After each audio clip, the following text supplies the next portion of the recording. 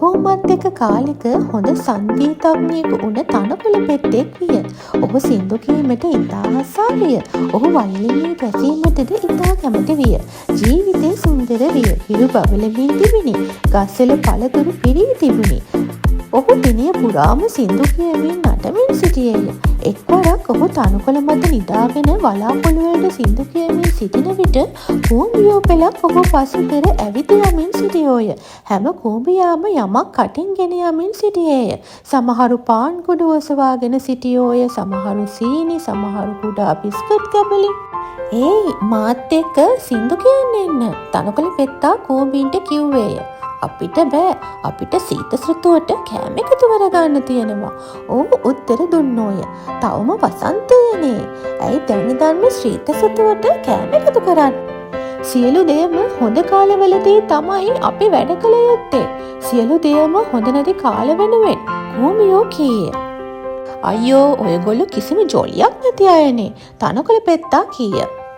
ඔහු දිගටම සින්දු කීවේය.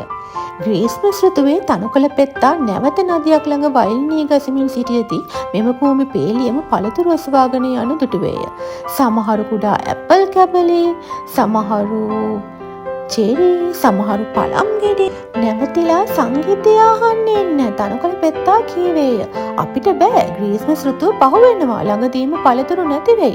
අපිට ඒවා දැන් එකතු කරගන්න වෙයි. නැත්නම් සීත කාලේදී අපට පළතුරු නැති වෙයි." ඔයගොල්ලෝ කොච්චර හිතින් කරදර වෙන අයද? තනකොළ පෙත්තා කීය. "ජීවිතය කෙටි. ඔයගොල්ලන් විඳින්න දැනගන්න ඕනේ." ඔහු දිගටම වයලිනේ වාදනය කළේ කූඹීන්ට hina වෙමිනි. ඉන්පසු ගිම්හානිය පැමිණි නිසා ශාකපත්‍ර විවිධ පාටවලට හැරුණේය. ලෝකය ඉතා ලස්සන විය. බේලි පත්‍ර රැගෙන පේලියට එන කූඹීන්ව තනකොළ පෙත්තාට දකින්නට ලැබිනි. ඔහු සිටියේ තමන්ටම සින්දු මුමුණා ගනිමින් රත්තරන් පාට කොළවල නිදාගෙනය. "එන්න කොළවල ලස්සන බලන්න මාත් එක්ක" ඔහු කූඹීන්ට කීය. "අපිට බෑ" කූඹියෝ කීවෝය.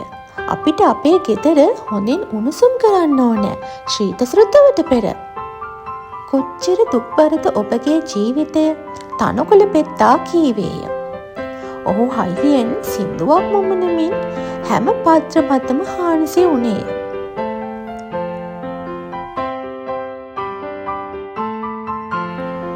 ඉන්පසු ශ්‍රීත ඍතුව පැමිණියේය. හැම පත්‍රයක්ම හැම පළතුරක්ම ගස්වලින් ගිලිහී තිබුණි. තනකොළ පෙත්තාට සීතල හා බඩගින්න දැනුනි. ඔහුට නිදා ගැනීමට උණුසුම් නිවසක් සාදා තිබුණේ නැත. ඔහුට කෑමට කෑමක් රැස් කරගෙනද තිබුණේ නැත. ඔහු හෙමිහිට කූඹීන් හිටිය තැනට ගියේය. ඔහු දොරට තට්ටු කළේය. කූඹියෝ එළියට විත් ඔහු දෙස බැලීය. "මට සීතලයි, බඩගිනි.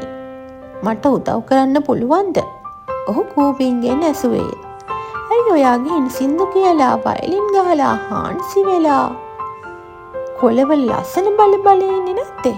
කූඹියෝ ඇහුවේය. එවිට පිළිතුරු වශයෙන් කීමට තනකොළ පෙත්තාට කිසිවක් තිබුණේ නැත.